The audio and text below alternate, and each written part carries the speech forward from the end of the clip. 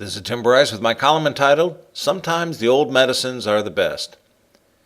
Now and then I'm reminded of an old medicine I haven't heard about in a long time. I'm usually surprised they're still around, as I thought they were made obsolete. Then again, such medicines still work and are used by loyal consumers with strong allegiances. For example, one of my neighbors confided in me she takes a tablespoon of castor oil on a daily basis. I was surprised by the admission, as I hadn't heard of it since my youth, which I remember as some nasty tonic that doesn't go down too easily. My neighbor said the taste wasn't too bad after you get used to it. Actually, castor oil has several uses, one of which is medicinal in nature, primarily as a laxative to keep you regular. You can't mention castor oil without thinking of cod liver oil at the same time, another ancient tonic. Cod liver oil, though, is an excellent source of vitamin A and is actively used to relieve joint pain caused by arthritis. I understand it was also used as a base for a red paint used in the cod fishing towns of Newfoundland.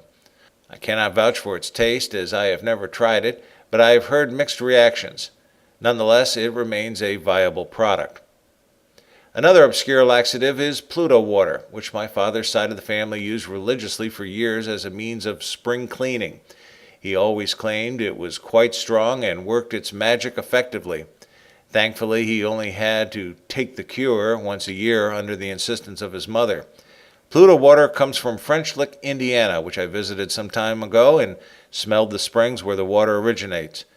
It has a strong sulfur-like smell, thereby causing me to well imagine the powerful effect of ingesting the water. Tooth powder is another item you don't see too much anymore. There was a time years ago when most Americans used tooth powder as opposed to paste. I grew up in such a household, and I remember all my relatives using it as well. I'm told tooth powder is actually an ancient product that goes back to Roman times. I believe it's still sold in tins, but there are also some simple recipes for tooth powder you can make from home. I'm not too sure the people at Procter & Gamble and Colgate-Palmolive would be too happy for you to know this, though. I bring up the subject of straight razors, which isn't a medicine, yet something commonly found in medicine chests, or at least used to be. Most people today use some form of a safety or electric razor, but it doesn't seem that long ago the straight razor was the predominant means for a shave. In fact, they're still actively used in most barber shops. I can still remember my great-grandfather sharpening his straight razor on a long leather strap early in the morning, something he was also known to use to discipline children, but that's another story.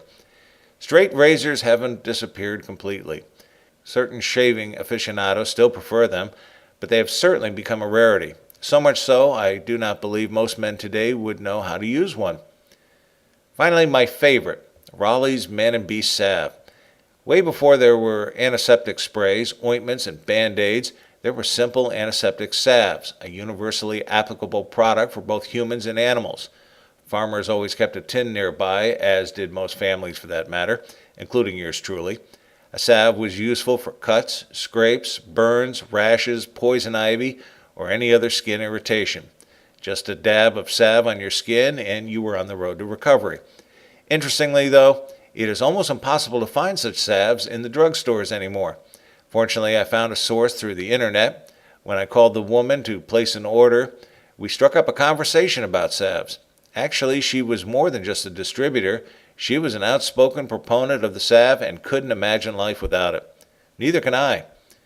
When I mention it to my friends, they think it is some barbaric poultice, which can also still be found around barnyards. Most of the aforementioned products have been fading from public view for many years, made nearly extinct by changing medical technology. The fact they haven't disappeared completely means they are still regarded as viable medicinal products. They may have disappeared from drugstores, but they're still around. They've just gone underground, thanks in large part to the internet.